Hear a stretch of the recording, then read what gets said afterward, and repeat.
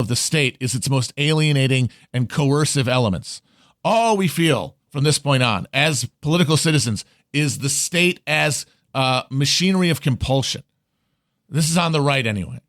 And so the largesse of the system is buried because it's all in the form of mortgage interest deductions and tax cuts and things that seem to be the absence of government.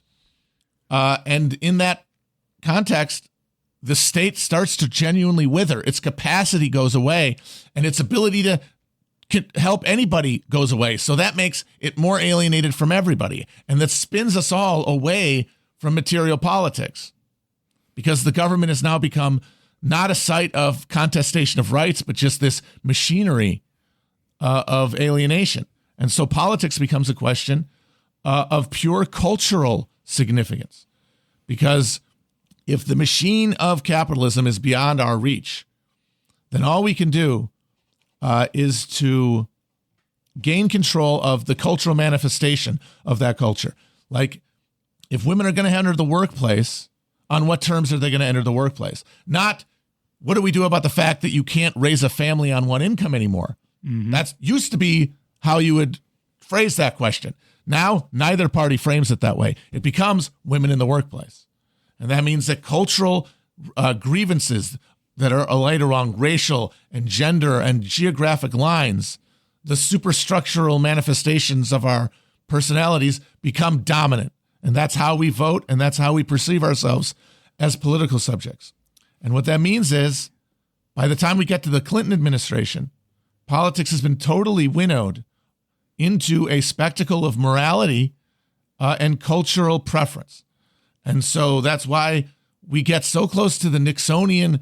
The Watergate impeachment is this apocalyptic moment in American democracy.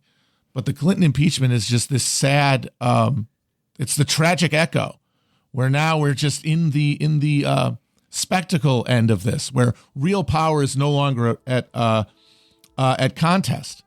But we still get the same forms because we're stuck in the same constitutional structures and party structures that we had built for a different political economy.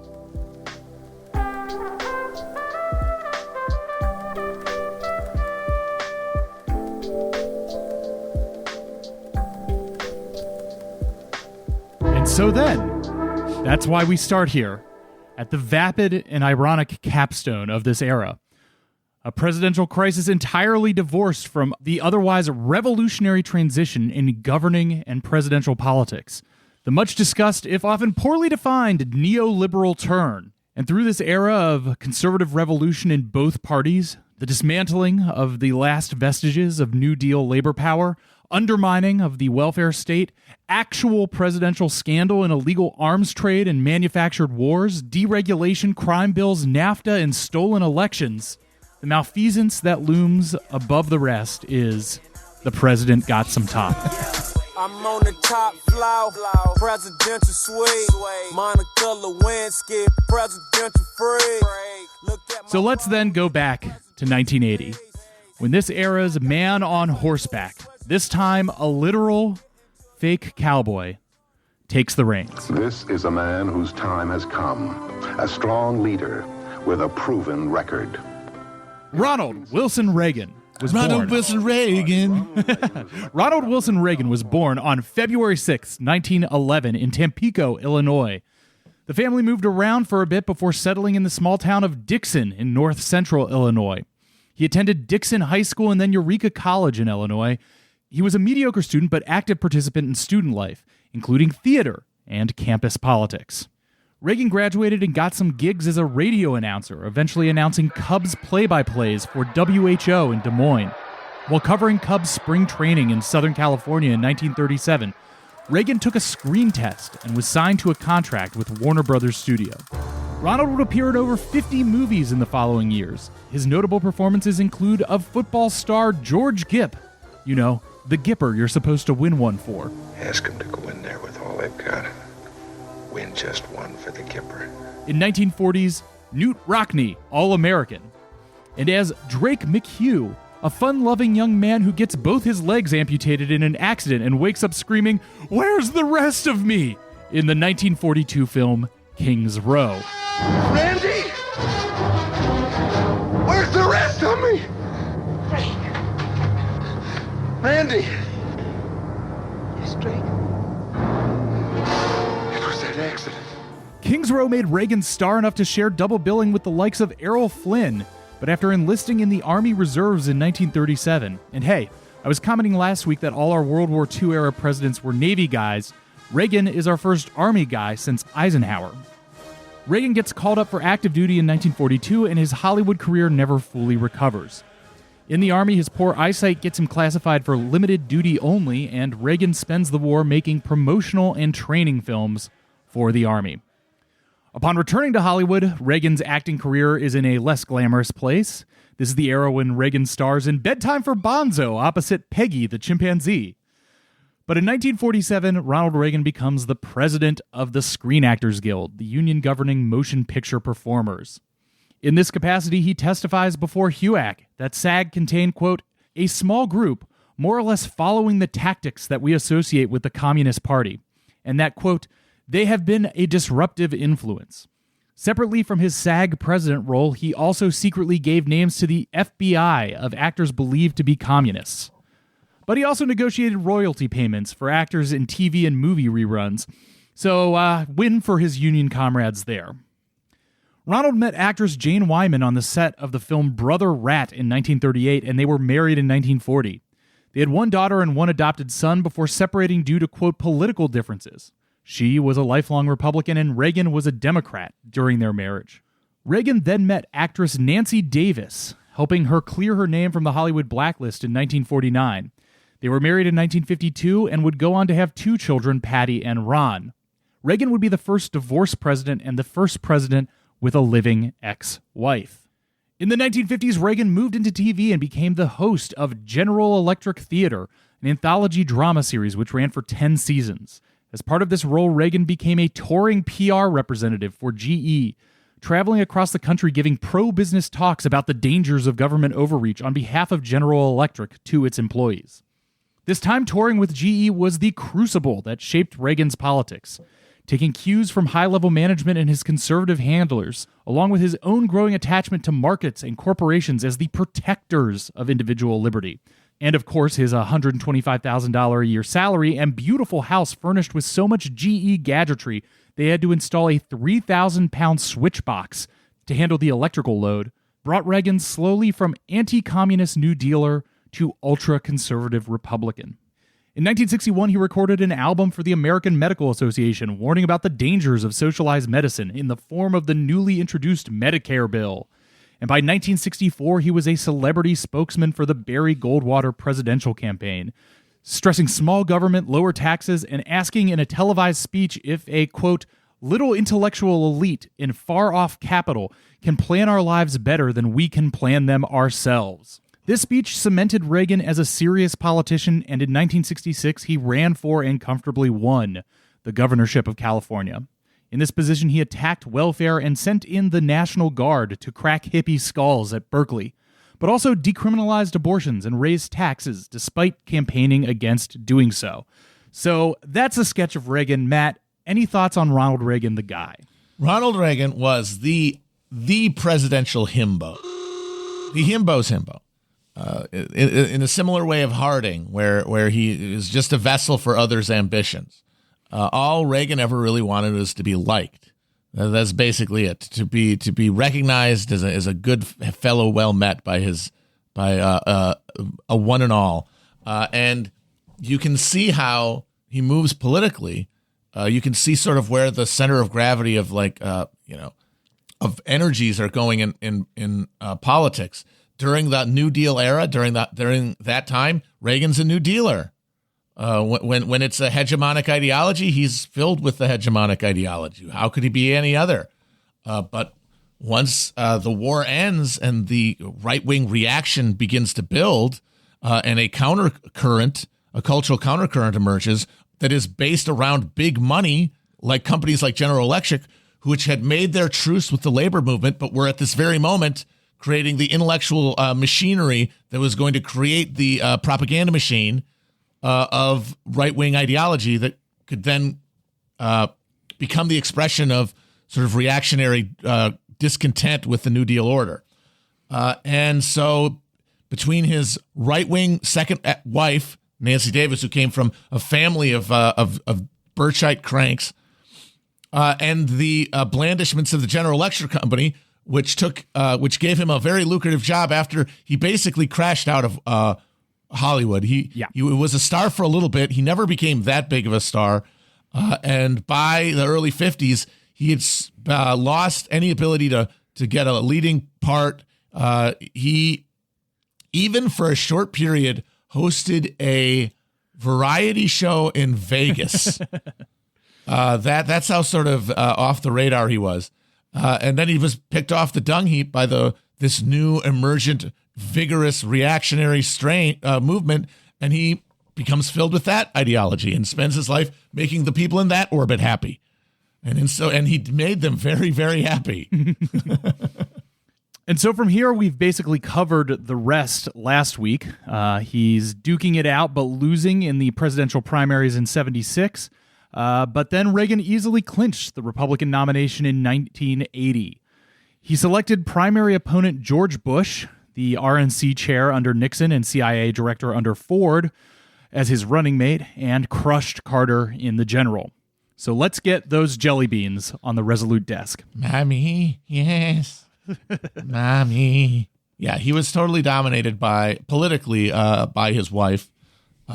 Basically, not since Edith Wilson has a woman had as much power in the White House as Nancy Reagan did. So let's get into the Reagan administration and basically the next 40 years of American policy. And to start, Matt, you covered this a bunch at the top of the episode, but maybe you can give just a quick, concise definition here, once and for all. What the fuck is neoliberalism? To me, it is a new social contract premised on the reassertion of the pre-New Deal conception of the Constitution as the guiding hand of government.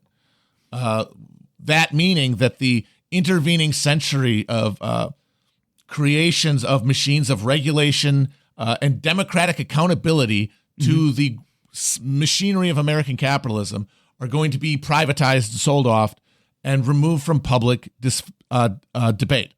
Neither party would campaign on issues related to macroeconomic destiny of the country because a terminal crisis in profitability had finally kicked in to the world capitalist system in the 70s, and it meant that continued upward pressure from wages would be destabilizing and essentially a doomsday scenario for capitalism. And so to defend itself, it used its control of the machineries of government that had by that point totally fallen to them and brought a new order. The main centerpiece of it was the Volcker shock.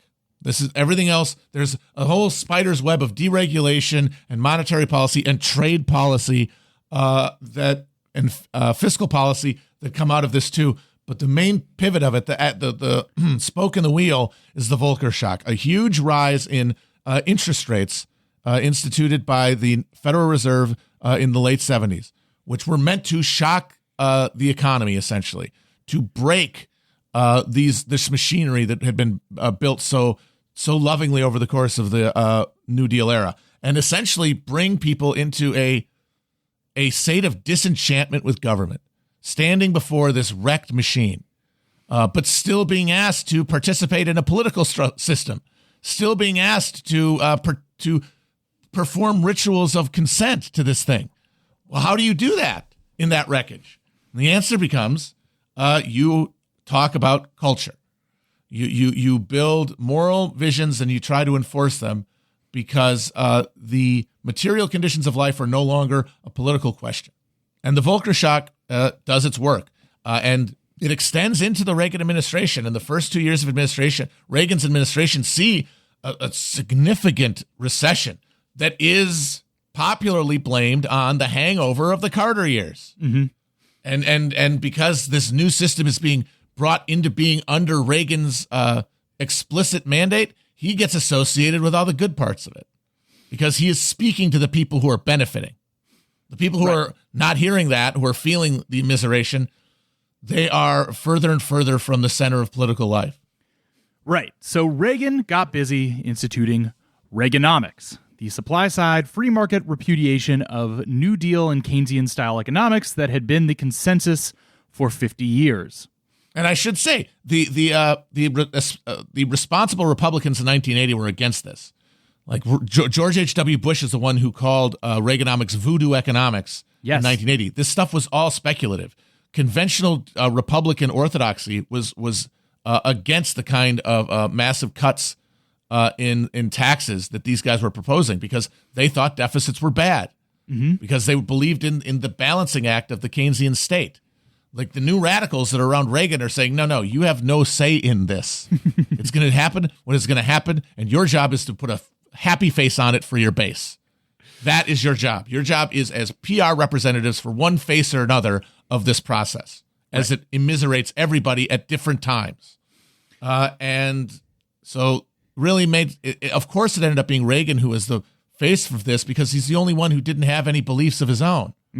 Like these other guys actually still thought the world existed one way. And it would take Reagan and his victories and what happened when he did what he wanted to do for them to realize, oh God, we were wrong. We're in a new world. And we are now basically slaves to mammon.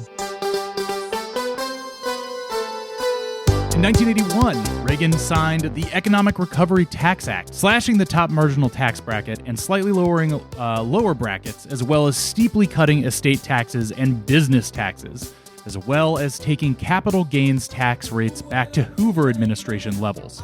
There were later substantial tax increases to cover growing debt, but by the end of the first term, though most Americans saw a tax decrease, the changes disproportionately affected the wealthy. By 1986, the top marginal tax rate had fallen from 70% to 28%. Reagan coupled this with spending cuts focused on dismantling Great Society programs. Programs like food stamps, work training, school funding, Medicaid, and unemployment benefits were all cut.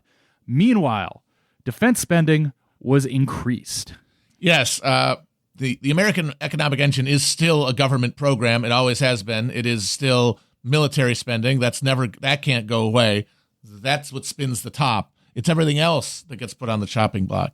And it causes instantaneous, massive pain across the country as these social supports go away. But that pain is concentrated in the places where power least resides.